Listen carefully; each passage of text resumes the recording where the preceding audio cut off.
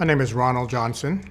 I'm retired now, but I also serve as the chair of the steering committee for the U.S. People Living with HIV caucus. When I look back at how what we now know as AIDS impacted me, I think for me it was a gradual awareness in New York City and as a gay man living in New York City. At first, I didn't know too many people or didn't know that I knew anyone with AIDS, but then almost all of a sudden I knew lots of people who had AIDS. It was a sort of a gradual at first, but then it was all around us. It was a sense of I had to do something, and I also had to do something to reduce the sense of fear and anxiety and panic that was occurring. So I said, I have to do something.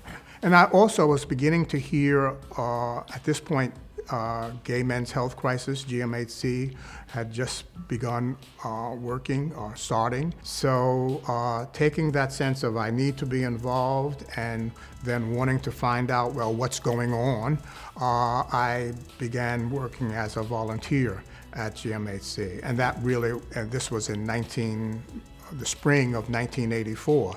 And that's how I began my path to becoming actively engaged in AIDS and now in HIV. It was hard seeing more and more people living with AIDS and dying of AIDS because that was what AIDS meant in the mid and late 80s, that you were going to die.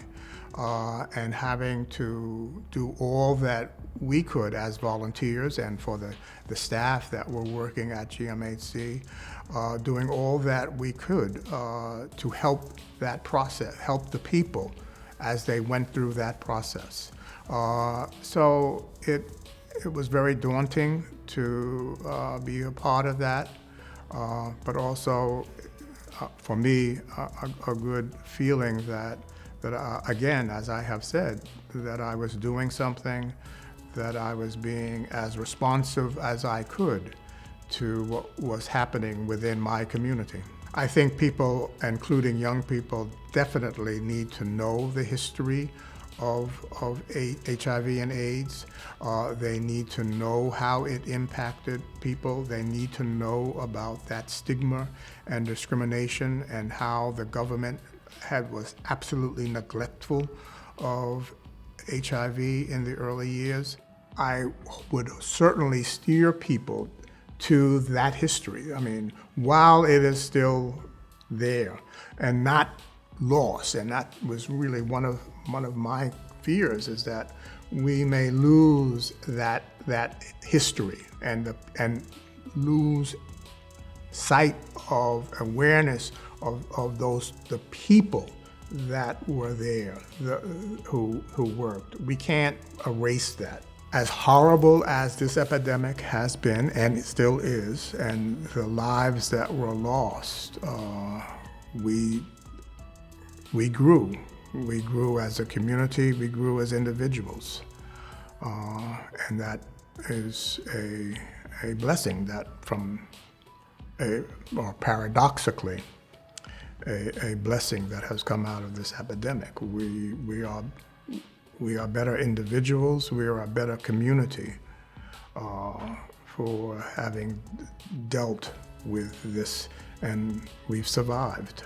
And that I say we survived knowing the hundreds of thousands of people who have died, my friends, other people's friends, families, but still we've persevered. One of my favorite T-shirts that I bought in the 90s, and unfortunately it's long since gone, but it said, annoy them, survive. And I think that says it best.